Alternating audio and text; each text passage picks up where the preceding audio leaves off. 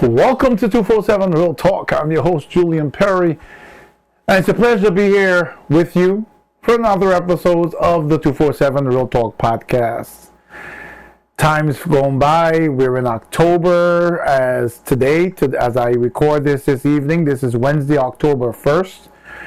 It's crazy how fast time is going by. And we're going to have a conversation one of these days about actually 24 hours being faster than 24 hours before. I know that sounds crazy, but it's true, and it's been scientifically proven. Anyway, hope you had a great week since we last spoke.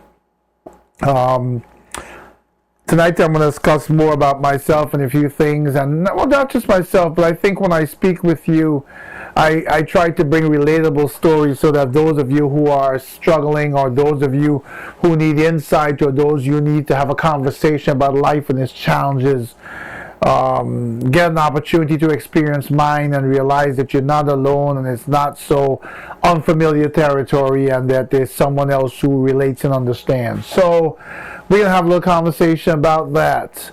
And sit back, relax, and I'll be right back.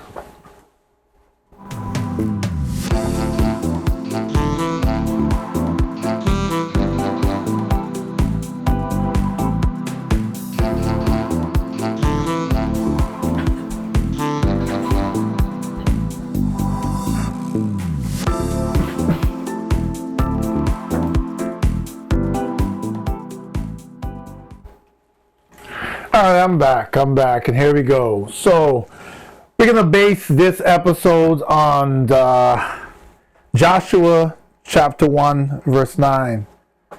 Be strong and courageous. Do not be afraid or discouraged, for the Lord your God is with you wherever you go.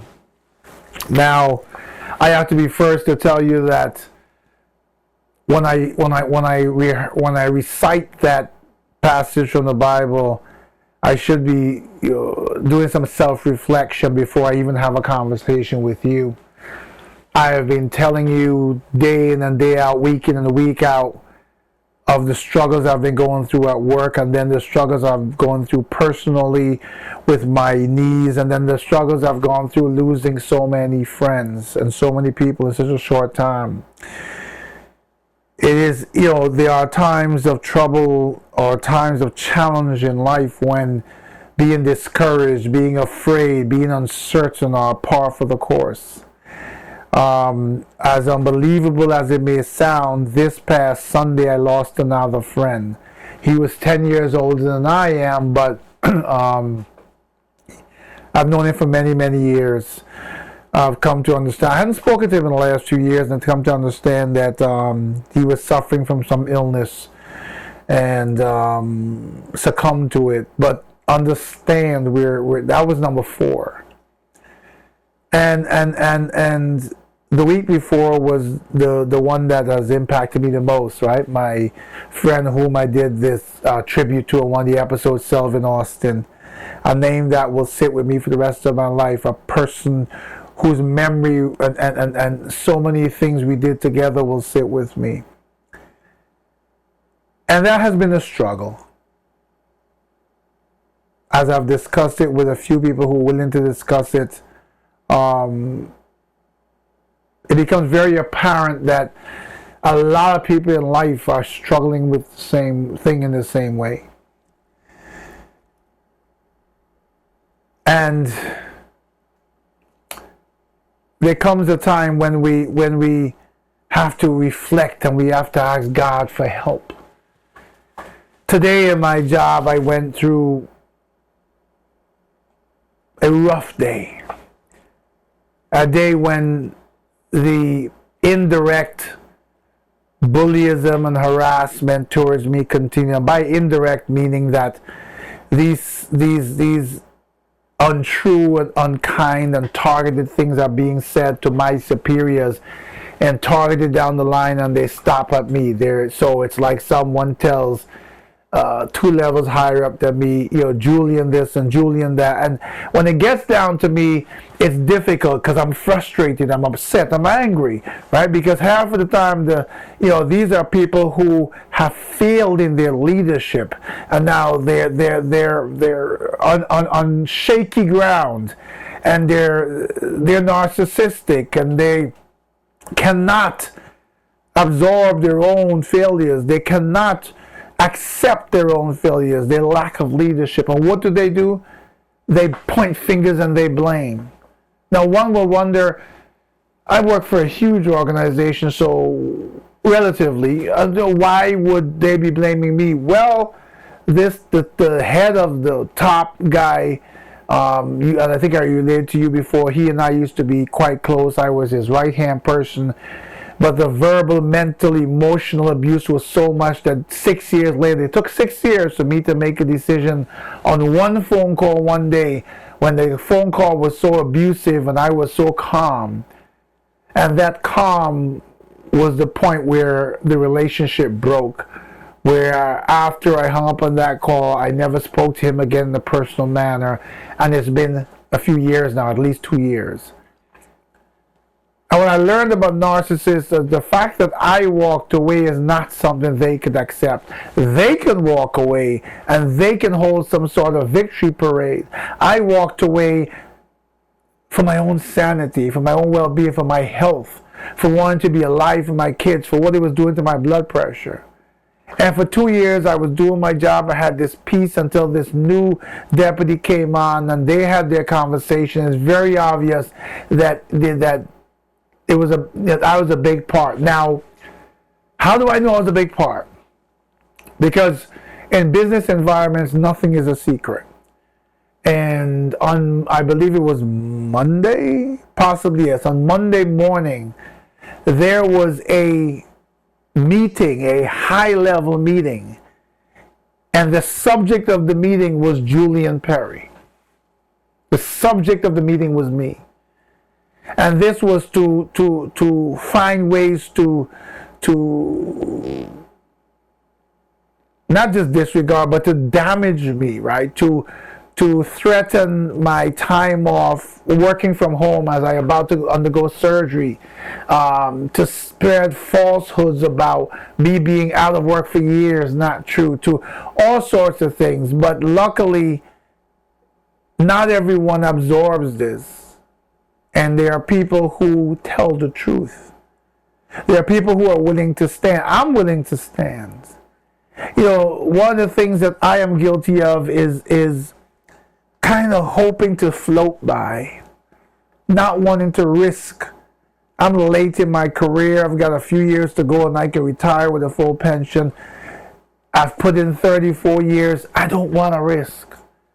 But I've begun to realize at what cost. Donnie McClurkin, when you've prayed and you've cried and you've prayed and you cried and you've done all you can do, you just stand. I'm at the pinnacle, I'm at the edge of that where I'm about to rise and stand. And that is the point where vulnerability meets faith. That is the point where there's pure recognition that all that I have thought that I could do to thwart their efforts, to find peace within my human abilities, all that has failed. And in the meantime, parallel to that, I've been praying and praying and praying and praying. I've done all that I can do. And now I just stand. Joshua 1:9, be strong and courageous. Do not be afraid or discouraged, for the Lord your God is with you wherever you go. Sometimes for us to not just hear those words and hear the teachings of our Creator, but to adopt them, to believe them, to live them, sometimes we've got to fall. Sometimes we've got to go to a place of such vulnerability that we recognize that we from the beginning didn't have to be there if we had not just chosen our faith, which I did, but really put everything into that faith and stand. Where am I going with this? We're living in a world today where every single one of us is faced with a challenge. It doesn't matter, I don't do political episodes. I'm not talking about even here in the United States. No matter where you are in the world, there's a population facing financial crisis. There's a population facing health crisis. There's a population facing grief. There's a population facing low self-esteem. There's a population facing challenges as work as I am. There's a population facing family dynamics. And most of us are facing a combination of those things, not just one. Many people who walk around this world with power that man has given them, or power they've snatched from man by breaking rules and creating their own. I often wonder about those people because I think about my past few months this year. Let's use my personal example to make a global point. My friend Greg, a young guy, much younger than me, 53 years old, doesn't wake up one morning heart attack. My dear friend Patricia finds out within a 30-day span, goes from like you and I are talking to my stomach is bothering me to I have a small growth to it rapidly grows to I die of pancreatic cancer. That was her journey. To my friend Selvin, who's working in his garage doing exactly what he and I spent so much time bonding, DIYing, loving our toys. We call them toys in the garage, playing. And last I heard, actually, last bit of information, I don't know if it's too graphic to share, but I heard he had a massive welt on his face, which suggests that he went from standing to ground, 90-degree fall. No buckling, no knees and then down. Heart must have stopped. Oxygen stopped. Boom. To my friend this past Sunday, where he was ill, but lights out. When we look at the randomness to us, not to our Creator, because we are His. There's no secrets to Him. There's no surprises. Oh, I didn't know that this person was coming home. No. He does it in different ways because that is the tapestry of life. Those are the dynamics of life. But the point is, these people who stand there with all the best health care and the best security and the best everything cannot put a layer between themselves and our Creator. They fail to realize that when they're making all decisions that are crushing humankind, that they are there for a purpose too. It's amazing how we can think that we are doing our own thing and not recognize that if we stop for a moment and we stop our selfishness and our greed and we actually turn vulnerable for a moment, we'll realize that we are not doing our own thing. We're doing as He is allowing us to do, our Creator. Because the minute our Creator decides that you're not doing this anymore, you are not. I want you all to think through your lives about these different stories you've heard or even have experienced on your own body, your own self, your own family, or things that we call tragedies, unexpected occurrences, both good and bad. If you're going to live in today's world and see where it's going, if you're going to take the time to just look at the parallels with the Bible, the only book that has withstood all the tests of time, you recognize that these things are not happenstance, as ghastly as they seem sometimes. We all go through it. There's a case in Queens, New York, of a kid, 13 years old, graduated, and then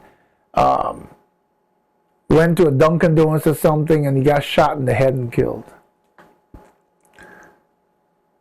When you hear about children and these violent deaths are going on these days, when you hear of a mother walking with a stroller and next you know she's dead on the ground. All of those things are things that want to force us into a space of questioning. I encourage all of you to read a book called The 5 People We Meet in Heaven. I recommend it to everyone. It's a book that talks about 5 people spread across the earth. And when they finally get to heaven, they tie how these 5 people's journeys were connected. And within that journey, there was a tragedy. Within that journey, there was something that happened that someone, I think he fell from a roller coaster or something like that. We are individuals living in a very small space. No matter how vast our environment seems, our town, our city, our country, to God's universe, we are in a very small space. And we're one of billions of people on this earth. And yet our lives are connected. You ever get up to go somewhere to get something done? You're frustrated because maybe you have a job interview that day, but you have to renew your license in the morning, and it's required for the job interview, and the DMV can be long, and you only have an hour in between, and you're gonna miss the job, and it's the best interview that you could ever get a chance to get because it's the perfect job, and it'll change your life forever, and you don't know what to do, and you prayed. I'm making this up, but I've been through similar situations, different circumstances. You prayed. And you got up in the morning and you went to get the train, and the train was late. And you got to the DMV and you had a pre-selected seat and you missed your number. And you're looking at the clock and you've now got 30 minutes to make it your interview. And you're feeling distraught, you're feeling fear, you want to cry, you want to scream, you want to say, why, God? And as you're standing there, somebody taps you on the shoulder and says, sir, you have your number? Yeah, I missed my number, man, I missed my interview. Nah, come, I'll take you. And now the person takes you, and you say, oh, Lord, well, by the time we finish this, no, we found your records, I only need this from you. Looks like, boom, you're done. And now you walk out and you're like, if I take the train, I'm late for the interview.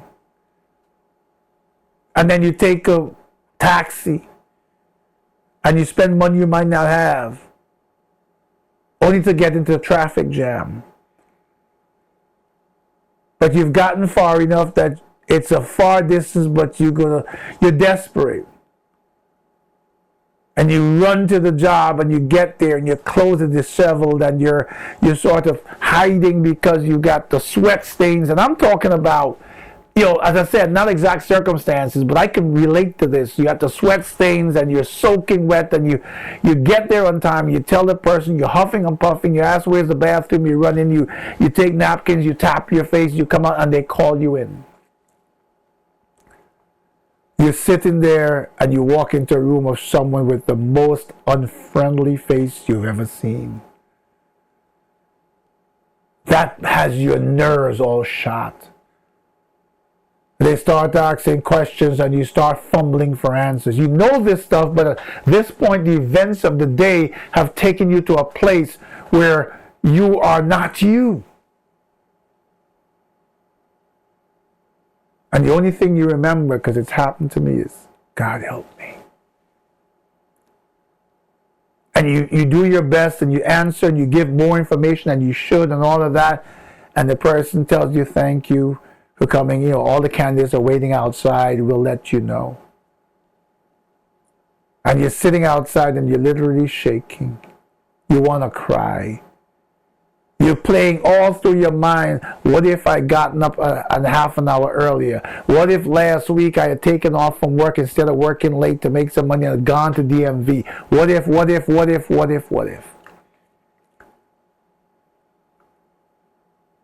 And the person calls you and says, Mr. Perry, come, or Mr. whomever, come over here, please sit down. After having the interview, whatever, we'd like to offer you the job. You're in disbelief. This shouldn't have happened. everything went wrong but God. You didn't even think you were probably looking at the other candidates that you stood a chance. Man appoints and God disappoints. Like I said, I'm not a preacher, but I'm a faithful man. I've seen too many good things in my life not to know who I am and whose I am. I've seen enough tragedies in my life that have caused me to question not God, but to just question how are things the way they are.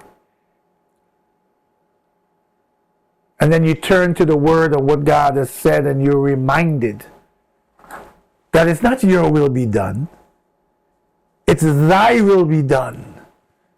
It's his will be done. So I want you to do me a favor. These things, and the other thing I want to say before I ask you for this favor is remember that when you pray, God said, seek, ask, seek, knock, expect.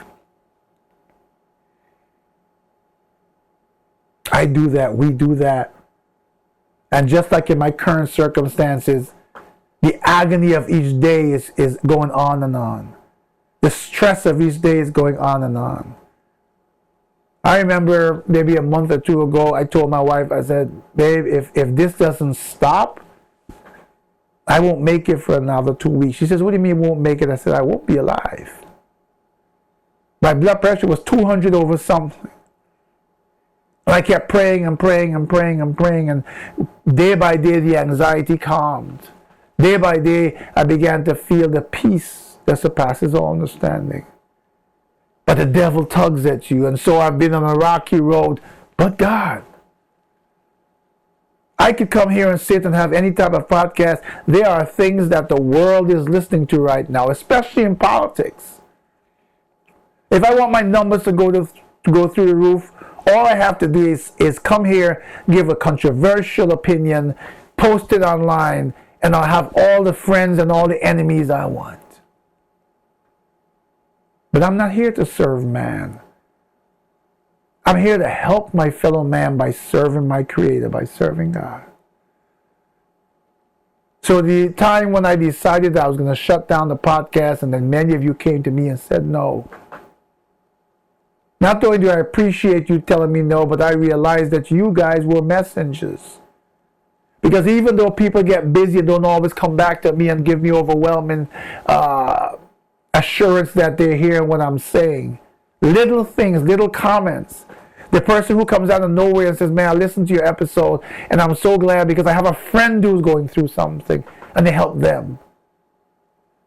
And that's a reminder of whether one person listens or a million listen. It's not about the numbers. That's why this podcast, this YouTube channel is not monetized. It's not about the podcast. It's not about YouTube. It's not about the money. Every single thing you see behind me, and I said one day I will show you, I'm still wiring and building, but I had to stop because of my surgery next week. Every single thing you see is out of pocket, and it is expensive. But it pales to the blessings the Almighty has given me. And so what I'm doing, as I often say, is earning the right to occupy a space on this beautiful earth that God created for us. And to be of value to someone during this time. The time of my life, the dash between born and leave. Enter and leave. I know sometimes to many of you things seem hopeless. I know that we have put faith in man to do certain right things and they keep doing wrong. I know that each and every day you pray and look for an answer and it doesn't come. God knows, I know. But rest assured, if you decide to put your faith in your Creator, despite the bleakness of what your eyes may see, He will take you through each day. And somehow, some way, as we say, by the grace of God, you'll make it.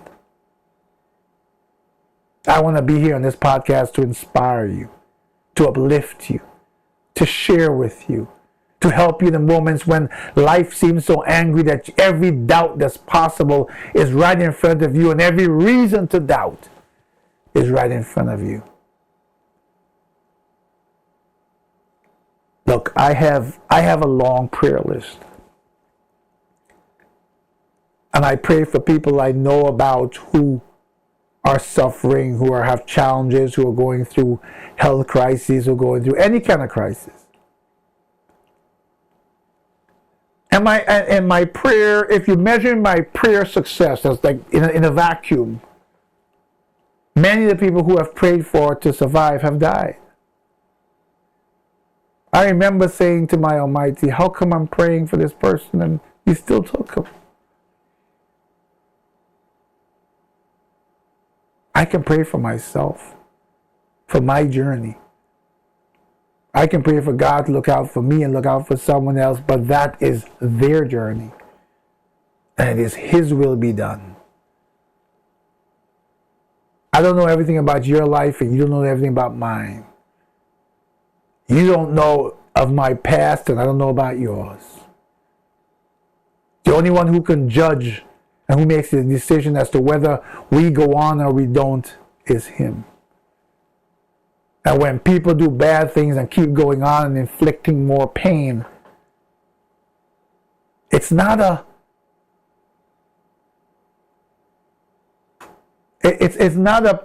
proof of what they believe. It's a test of what you believe. You who know who you are and whose you are. Next week, Wednesday, this time, God willing, I would be in recovery. I would have my second knee replaced. I'm hoping to record next week's podcast on Monday. I can't always be sure because I look for inspiration. I don't just come sit in front of you and talk to you. I look for something throughout my days. I keep my eyes open for something that inspires me to speak with you. Many times, just as today and has been for the last few weeks, it's something that comes from my pastor. I'm hoping to do the same as I did last time. I'm hoping to record on Tuesday and be well enough to sit with my foot propped up and record again for you the next week. Don't know, each surgery will be different, right?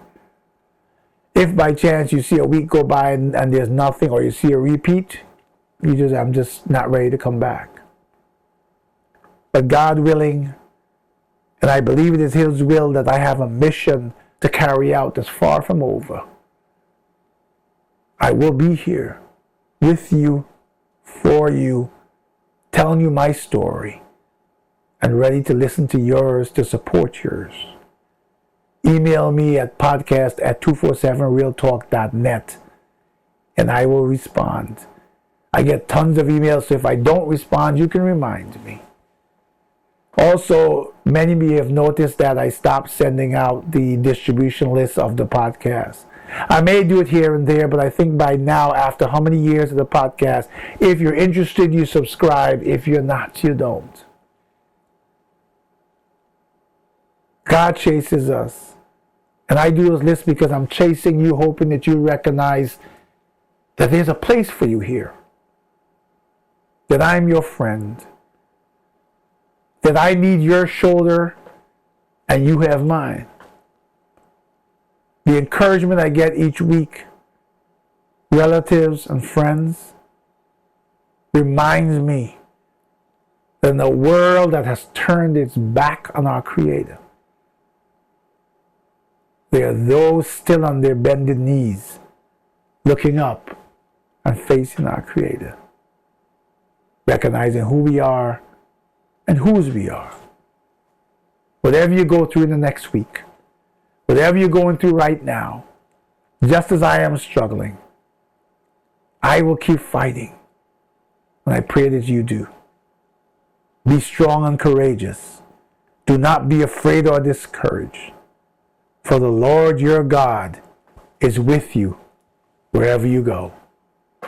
Until the next time, please take care of yourselves and each other.